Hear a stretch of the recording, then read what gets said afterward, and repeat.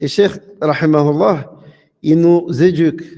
Dans tous ses ouvrages, vous allez voir que ce soit l'Usul al-Thalatha, comme on a vu les 4 règles, ou les annulatifs de l'islam, ou Kitab al-Tawhid, tous ces livres, et tous les livres des savants, dès qu'il y a une mas'ala, vous voyez que les savants directs, ils ramènent la preuve.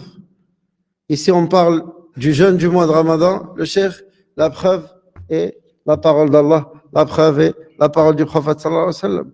Il en est de même dans tous les autres chapitres. Quand il a parlé de la prière, la preuve est telle. Les 2 attestations, la preuve dans le Coran, c'est ça, et dans la sunna du prophète sallallahu alayhi wa sallam, c'est ça. Wallah, ça c'est une règle, akhil karim, ne prends jamais rien de personne sans preuve. Ne prends jamais rien de personne sans preuve.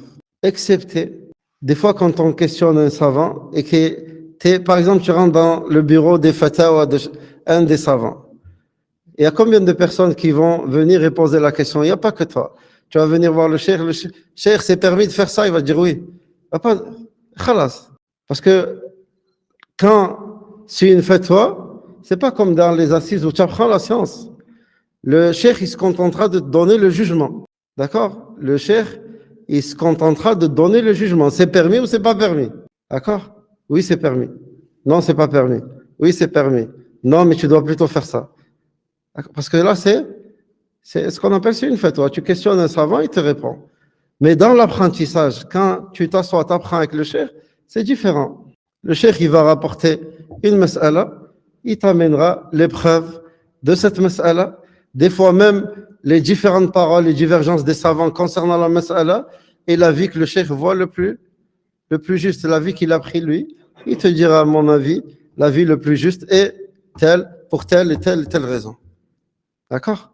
Parce qu'on voit des fois je sais pas comment je vais les appeler, c'est-à-dire des petits, hein? Quand ils questionnent, ah mais le cheikh, c'est quoi sa preuve? Il m'a pas donné de preuve. Je l'ai questionné, il m'a pas donné de preuve. Ou quand tu lui rapportes la parole, Naam, tu as le droit de chercher, de demander la preuve. Mais c'est pas comme ça qu'on se comporte avec les mashayikh ou ni avec les paroles des mashayikh. Hein? Ou c'est pas, souvent c'est des gens qui juste, ils sont pas d'accord avec la parole du cheikh, oh mais il a pas donné de preuve. C'est juste parce qu'il est pas d'accord. Ça va pas dans son sens à lui. Non, il a pas donné de preuve. Juste, il faut que tu fasses la différence. Quand le cheikh répond à des questions, quand c'est des fatwas, ou quand il enseigne, c'est pas les kulli maqam, maqal. Les kulli maqam, maqal.